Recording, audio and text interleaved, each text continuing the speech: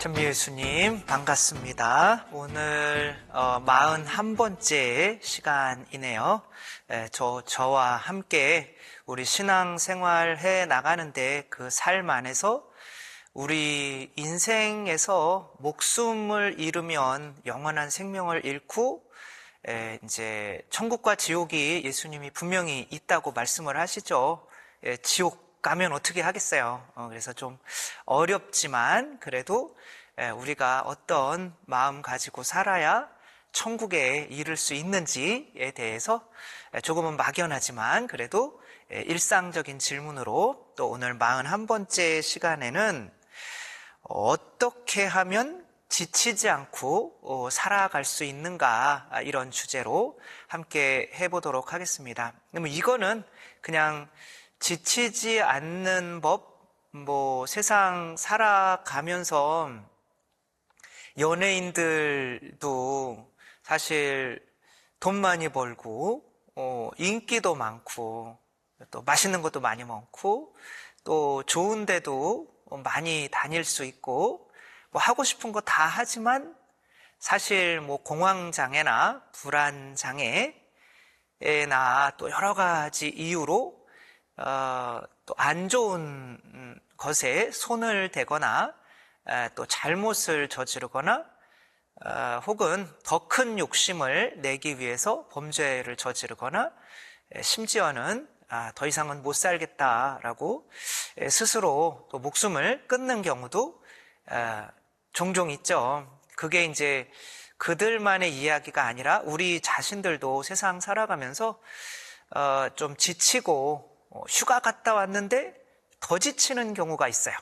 그리고 몇 년 동안 일을 했는데 딱 1년만 쉬면 좋겠다. 그리고 더 열심히 해야지. 근데 1년 쉬는데 또 취직이 또 원하는 대로 안 돼서 힘들어하는 사람도 있고, 그런 경우 한 90%는 후회한다고 해요. 여러분 다니던 직장 괜히 쉬지 말고, 구르는 돌에는 이끼가 끼지 않는다, 그런 말도 있듯이 이끼가 이제 돈이라고 해요. 자꾸 직장을 옮기거나.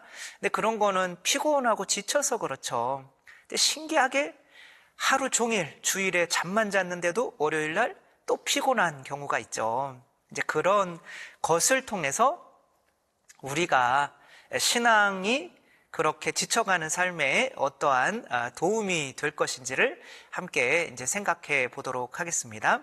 불교 경전에 지금의 우리의 상황, 지칠 수밖에 없는 상황을 잘 표현해주는 그런 이미지가 있어요. 그게 뭐냐면 여러분도 많이 들어보셨을 수 있는데, 어떤 나그네가 길을 가다가 미친 코끼리한테 쫓겨요. 그러니까 코끼리가 그냥 가면 되는데 나를 이제 죽이려고 막 쫓아오는 거예요.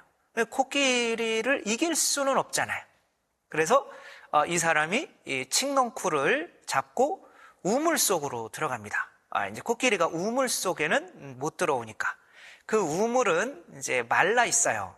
그런데 내려가다가 보니까 우물 밑에 뱀이 4마리가 또아리를 틀고 자기가 내려오기를 기다리고 있는 거예요.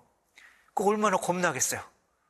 그런데 다시 위에 올라가려고 하다가 보니까 흰 쥐와 검은 쥐가, 이 흰 쥐, 검은 쥐는 시간을 상징한다고 해요. 낮과 밤이 이제 그 칡넝쿨을 갉아먹고 있는 거죠. 곧 칡넝쿨이 끊어질 수 있는 상황인 거예요. 그래가지고 이거 왜 저까지는 못 올라갈 것 같아요. 도저히 그게 끊어지기 전에. 그런데 얼굴에 뭐가 한 방울씩 떨어져요. 뭔가 이렇게 맛을 봤더니 그 나무, 칡넝쿨 나무에 있는 꿀이 떨어지는 거예요. 그러니까 꿀을 이렇게 잠깐 맛보는데 정말 천국인 거죠. 그런 장면이 묘사되어 있어요. 그러니까 우리들은 이 세상에서 벗어날 수 없는 피곤함의 상태에 있다. 칡넝쿨 매달려 있어가지고 위로도 못 가고 또 밑으로도, 또 위에 가면은 코끼리가 들이받으니까, 또 밑에는 뱀이 있고 꽤 힘들게 붙잡고 있는데 그래도 일상에서 가끔 떨어지는 꿀들이 있잖아요. 뭐 직장에 취직한다든가, 대학에 합격한다든가, 뭐 누가 뭐 좋은 또 선물을 준다든가, 결혼을 한다든가, 뭐 이런 것들에, 근데 그것이 우리 피곤함을 완전히 해소시켜 주지는 않는데, 내가 이 피곤한 이 상황 자체를 무시하고 그런 꿀만 계속 나는 피곤하니까 이 꿀을 좀 어디서 찾아야 돼 라고, 내가 돈이 없어서 지금 피곤하구나, 내가 지금 술을 안 마셔서 피곤하구나, 내가 휴가를 안 가서 피곤하구나, 이렇게 착각을 한다는 거죠. 근데 이제 이 사람을 그래서 결국에 피곤하게 만드는 것은 내가 죽어가고 있다는 거죠. 시간이 지남에 따라서 죽어가는 이 자연이라고 하는 상황 속에 있기 때문에 행복할 수가 없는 거죠. 마음이 불안한 거죠. 그러니까 나를 피곤하게 만드는 거는 어떤 육체적인 피곤함도 아니고 불안함인 거죠. 나쁜 감정.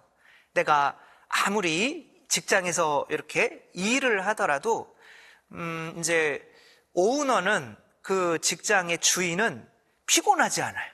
왜냐하면 내가 노력하는 만큼, 그래서 그 직장에서 이불 깔고 자는 사람은 그 직장 주인밖에 없어요.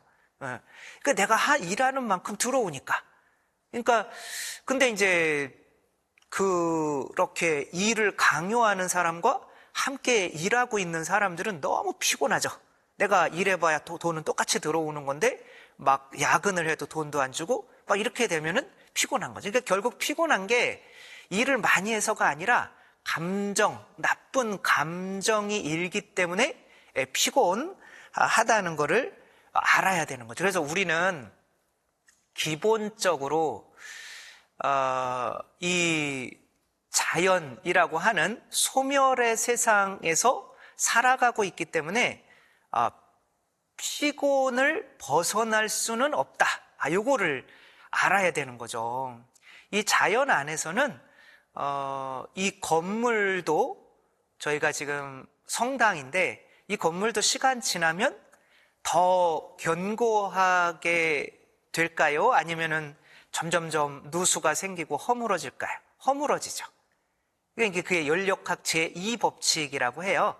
엔트로피 증가의 법칙이라고 하는데, 엔트로피라고 하는 거는 어떤 뭐 촛불 같은 게 불이 이제 에너지가 탁 소진됐다, 타서, 그럼 거기 생겨나는 그을음 같은 그런 쓰레기들이 많아지게 돼 있다. 이게 이제 진화론과 반대인데, 진화론은 저절로 자연계 내에서 에너지가 더 모인다라고 하는, 그래가지고 뭐 세포들도 저절로 모여서 뇌가 생기고 뭐 창자가 생기고 척추가 생기고 그런 일은 자연계 내에서 일어날 수가 없어요. 연력학 제2법칙에 의해서.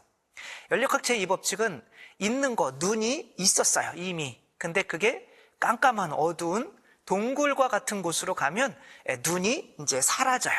그런 일은 있어도 없던 눈이 다시 생기는 그런 일은 일어나지 않죠. 그러니까 이 자연계 내에서는 인간은 죽어갈 수밖에 없어요. 영생을 할 수가 없어요. 근데 내가 지금 가진 돈이 통장에서 계속 빠져나가고 있을 때 들어오는 건 없이 우리 마음이 느끼는 거는 평화를 느낄까요? 불안할까요? 불안한 거죠. 이 불안이 두려움도 생기게 만들고 초조함, 걱정, 과거에 내가 왜 돈을 저축하지 않았을까, 후회, 이런 것들을 일어나게 만드는 거죠. 모든 나쁜 그 김주환 교수가 있는데, 이제 회복 탄력성이라고 하는 책을 지은 그분이 있는데, 그분이 얘기하기를 모든 나쁜 감정의 시초는 불안이다 라고 하는 거죠. 그래서 사람이 그러면 불안하면 어떠한 상태가 되냐? 나쁜인 놈이 돼요. 그 나쁜 놈. 내가 불안하니까 살아남아야 되니까, 그리고 이 불안함을 잠시 잊게 만들 이 꿀이 떨어지잖아요. 그 꿀을 만약에 2명이 매달려 있으면 자기 먼저 그 꿀을 먹는 순간에는 그 불안함이 잠시 사라지는 것 같으니까, 실제로 사라지진 않지만, 그러니까 서로 그 작은 돈 놓고 막 싸우고 서로 욕심내고 미워하고 하면서 더 안 좋은 방향으로 가게 되는 거죠. 그러니까 모든 죄는 다 어디서 시작한다? 불안으로 시작한다. 그러니까 불안이 사람을 피곤하게 만들고 그 피곤함이 사람을 죄짓게 만드는 거죠. 이제 그런 불안한 상태의 존재를 뭐와 비유할까 찾아보다가 좋은 물고기가 하나 있더라고요. 이제 보고죠, 보고. 보고와 같은 사람. 보고, 여러분이 한번 상상을 해보세요. 보고 물속에 있는데 이제 열받아가지고 불안해요. 그러면은 내가 어떻게 보여야 돼요? 이제 크게 보여야겠죠. 원래는 요만한데 크게 보이려면 자기를 막 부풀리는 거죠. 이게 자존심인 거죠. 세상에서 내가 자존심이 없으면 나는 죽는 게 나아? 그럴 수도 있지만 그런 게 다 불안해서 다른 사람이 날 무시하면 어떡하지? 못 배웠다고, 돈 없다고, 능력 없다고 하면 어떡하지? 하니까 자기를 부풀려요. 그리고 부풀리는 거 가지고는 안 될 것 같아요. 그래서 그 껍데기에 뭐가 있냐면 가시들이 있어요. 그러니까 가시들이 막 돋쳐 있어요. 어떤 사람에게 가면은 따끔따끔해요. 왜냐하면은 자기가 다른 사람을 이렇게 좀 판단하면서 너는 왜 그거밖에 못 사니? 뭐 이런 식으로 다른 사람을 콕콕 찌르는 사람이 있잖아요. 그러니까 모기와 같은 사람인 거죠. 그리고 어차피 근데 어떤 상어가 이 보고를 잡아먹다가 목 막혀가지고 죽은 이제 그런 경우도 많이 있어요. 그러니까 이 보고는 천적이 없어요. 왜? 승격이 들어오니까. 근데 먹어라 이거예요. 그리고 먹으면 너 죽는다? 그 안에 독을 가지고 있어요. 그러니까 웬만한 큰 물고기들도 그 뭐 유전자적으로 쟤는 먹으면 안 된다 그런 경우가 있잖아요. 그러니까 그렇게 되면은 이 보고는 어떻게 되냐면 안전해요. 이제 나를 해칠 인간이 아무도 없어요. 근데 어떻게 돼요? 혼자가 되는 거죠. 그러면 혼자가 되면 그러면 피곤하지 않냐? 난 피곤하니까 집에 혼자 있을래. 아른힐 레우뱅이라고 전에도 말씀을 드렸을 수 있는데 이분이 나는 자주 죽고 싶었고 정말 가끔 살고 싶었다라는 책이 있어요. 이분이 네덜란드 분인가 그런데 지금은 그쪽에서 어떤 정신, 심리학 분야에서 전문가가 되어 있는데 이분이 한때는 아주 심한 조현병으로 진짜 독방에 갇혀서 벽지 뜯어먹고 뭐만 있으면은 자해하려고 하고 막 미친 소리를 지르고 막 그런 상태였어요. 이 사람이 미쳐가는 과정은 피곤한 거예요. 삶이 피곤한 거예요. 그러니까 다 필요 없어. 나 혼자 있을래. 그런데 혼자 있지 못하게 된다는 거예요. 혼자 있으면 그냥 돌인 거죠. 근데 내가 뭘 해야 되는지는 알려줄 주인이 있어야 되는데 그게 바로 내 자아인 거죠. 이 강좌 처음 부분의 자아에 대해서 굉장히 많은 말씀을 드렸는데 내 자아, 이게 하와가 뱀을 보고 있는 것과 똑같다고 보시면 돼요.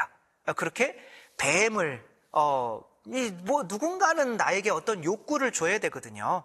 이 선악과를 네가 가져라. 이 선악과를 네가 먹어라. 네가 그래서 하느님처럼 되라. 이걸 세속육신 마귀라고 했잖아요.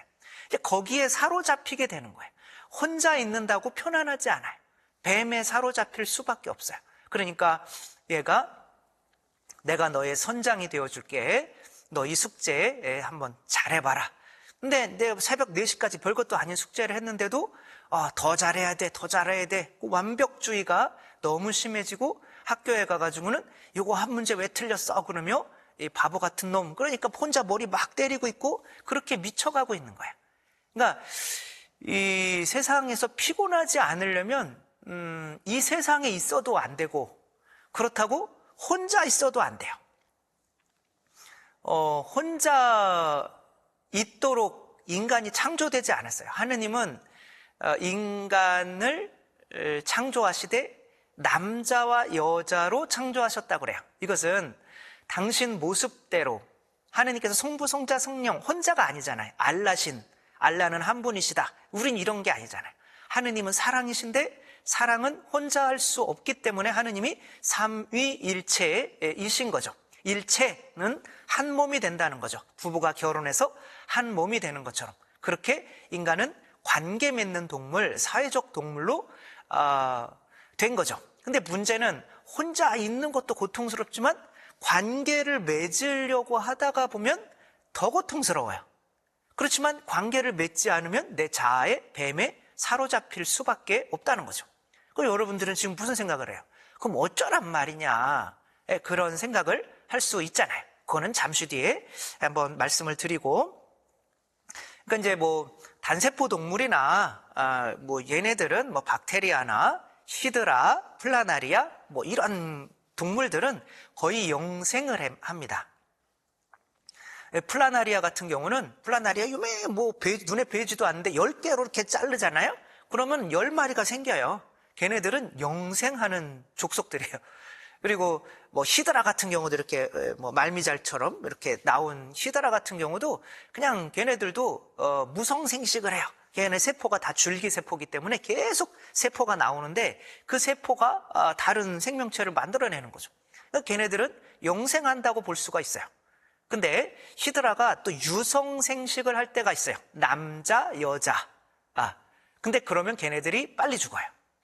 그 관계라는 거, 내가 남편과 아내와 결혼하고 또 관계, 또 자식을 낳고 또 회사에서 일하고 이렇게 관계가 늘어날수록 내가 번 돈을 아내한테 갖다 줘야 되고 또 아내는 내가 먹고 싶은 거를 자식한테 줘야 되고 또 그것도 시댁도 친정집도 나눠야 되고 이렇게 관계가 많아질수록 사람은 단명할 수밖에 없는 거 힘들어. 근데 그런 예수님께서는 서로 사랑해라, 네 목숨을 내어줘라 이렇게 말씀을 하시죠. 이제 이런 환경에 있다는 것을 우리가 가정을 하는 게 아니라 그걸 인정을 해야 되죠. 나는 무슨 짓을 하더라도 이 세상에서는 피곤할 수밖에 없는 존재구나. 며칠 쉰다고, 뭐 1년 쉰다고, 2년 쉰다고 내 에너지가 회복되는 건 아니구나. 이 자연계 내에서는, 이 자연은 그냥 무덤과 같아요. 이 무덤에서 그나마 좀 힘을 얻는 거는 그 시체를 파먹는 그런 구더기나 걔네들도 뭐 결국에는 죽게 되겠지만, 그러니까 이 자연계 내에서 다 허물어져 가고 있어요. 그러면 어떻게 해야 되냐? 이 무덤과 반대되는 환경으로 내가 갈 수 있어야 되는 거죠. 그럼 무덤과 반대되는 환경은 어디일까? 이렇게 가만히 봤더니 생명이 생성되는 곳이 있더라고요. 그러니까 엄마의 아기가 자랄 수 있는 엄마의 자궁인 거죠. 여기서는 아기가 평화로워요. 아무 짓도 안 하는데, 물론 부모님이 싸우고 막 그런 불안해지지만 좋은 부모님, 서로 싸우지 않고 자녀를 사랑하는 그 안에 있다면 이 아기는 평화로워요. 그래서 뭐 전에도 말씀드렸지만 작은 방 안에 아기와 막 재밌는 장난감, 꿀 떨어지는 거죠. 그런 거 놓고 엄마가 함께 있을 때는 아기는 편안해서 그런 장난감을 즐기지만 엄마가 몰래 나가면은 아기는 불안해가지고 문고리만 잡고 막 이렇게 했는데 그게 피곤해지는 거죠. 그러니까 결국에 이 세상은 생명을 다 잃어가는 환경인데 이 세상 안에서 내가 평화로우려면 평화가 나에게 힘을 주는구나. 근데 평화로우려면 결국에는 누구 품에 가야 된다? 나의 창조자의 품으로 가야만 한다는 거죠. 근데 이제 우리가 뭐 창조자가 그러면 어딨냐? 근데 아기들은 어쩔 수 없이 그렇게 태어나서 불안하게 사느니 나를 창조한 분이 누구일까? 관계를 맺어야 되는 모든 동물들은 태어나면 항상 내가 나쁜 존재, 관계를 맺을 능력이 없는 존재가 되지 않기 위해서 항상 먼저 찾는 게 부모의 품입니다. 근데 인간은 또 마찬가지, 그렇게 어른이 됐음에도 불구하고 나를 창조하신 분을 찾지를 않아요. 왜 찾지를 않을까요? 그 창조한 그 품에 있으면은 그분한테 순종해야 돼요. 왜냐면은 어떤 존재라는 게 뜻이거든요. 내가 부모의 품 안에서 평화를 누리며 우리 아기들은 얼마나 힘이 나고 걔네들은 하루 종일 뛰어다녀도 지치지를 않아요. 하루 종일 웃어도 지치지가 않아요. 그리고 하루에 300번 이상을 웃는다고 해요. 정신이 나갔다기보다는 아무튼 평화로워서 에너지가 솟아나는 거죠. 근데 어른들을 한번 보세요. 하느님이 나를 그렇게 보호해주고 있다고 믿고 그렇게 하루에 300번 이상 웃고 에너지가 솟아나면서 하루에 한 번 웃기도 어려워요, 어른들은. 그래서 억지로 웃으려고 뭐 TV 재밌는 개그 프로를 보기는 하지만 웃고 나면 그 꿀맛이 사라지면 다시 내 현실로 돌아오는데 더 피곤한 거죠. 더 그런 꿀에만 집착하게 되고 그런 상황이 발생하는 거죠. 우리는 어쩔 수 없습니다. 이 세상에서 힘내고 살려면 창조자를 찾아야 돼요. 창조자를 찾으려면 그거를 알아야죠. 우리가 아이들이 부모를 찾는 방법은 어떻게 찾을까요? 부모는 자녀들한테 뭘 내어주고 있냐면 생명을 내어주고 있어요. 그게 그 생명이 그냥 생명이야 이런 게 아니라 밥을 안 먹으면 죽으니까 먹는 거를 주고 있어요. 지금 여러분들은 기도에 대해서 했고요. 그리고 이제 네 파트로 또 이루어져 있는데 회개, 세례, 견진까지 했고 이번 파트부터는 성체예요. 성체. 그러니까 제가 왜 이런 이야기로 시작하는지 여러분들한테 좀 알려드리려고 하는 거예요. 그러니까 제가 어머니가 의심스러울 때 굉장히 불안하고 공부하기도 싫고 빨리 어머니가 다리 밑에서 저를 주워왔다고 그래서 그 다리를 빨리 찾으러 가야겠다. 다리 엄마를 빨리 찾으러 가야겠다. 일단은 평화를 찾지 않으면 에너지가 솟지 않으니까 잘못된 것에 집착하고 빠질 수가 있는 거죠. 근데 이제 그러려면 뭘 봐야 돼요? 이 엄마가 나한테 생명을 주고 있는지, 양식을 주고 있는지. 그러니까 어머니께서 밖에 나가셔서 하루 종일 일하시다가 제가 한번 물어봤던 것 같아요. 확실한 기억은 안 나지만 이거 언제 받았냐? 그 신우유와 단팥빵. 저희 동네에는 가게 자체가 없었어요. 근데 그것을 아침에 받으셨대요. 그러니까 아침부터 저녁까지 그것을 저한테 주기 위해서 이 허리춤에 차고 다른 사람은 먹는데 당신은 안 먹고 저한테 갖다 준 거예요. 그 순간 뭘 느꼈어요? 엄마구나. 그게 이제 평화인 거죠. 그런 평화를 우리는 찾으려면 하느님이 어떤 신이 있다고 하는 그 신이 과연 나에게 그런 생명의 양식 살과 피를 내어준 분이 있는가를 보면 되잖아요. 그래서 결국에는 성체로 우리에게 당신께서 아들을 죽여서 나는 하늘에서 내려온 생명의 빵이다. 나를 먹지 않으면 너희는 영원한 생명 얻을 수 없다. 왜? 착해질 수 없으니까. 평화롭지 않으면. 다 보고와 같이 되니까. 그러면 그렇구나. 예수 그리스도의 이 십자가, 하느님이 인간을 위해서 죽었대요. 생명을 주신대요. 그리고 그 생명이 바로 당신의 살과 피, 우리의 양식으로 주는 신이 있다니. 이거는 가톨릭 신앙밖에 나를 평화롭게 할 존재는 없구나 라고 해서 제가 가톨릭 교회에 꼭 머물러야겠다. 그리고 또 제 첫 번째가 네 번째 책이 나는 왜 교회를 믿는가, 이런 책이었는데, 아무튼 여러분들께서도 창조자의 품, 자궁과 같은 그 안에서만 이 세상에서 평화, 힘을 얻고 어린이처럼 힘있게 살아갈 수 있다는 거, 여러분들도 한번 믿고 나는 예수님 품 안에 있어, 하느님 품 안에 있어, 이런 마음으로 살아가실 수 있었으면 좋겠습니다. 잘 들어주셔서 감사합니다.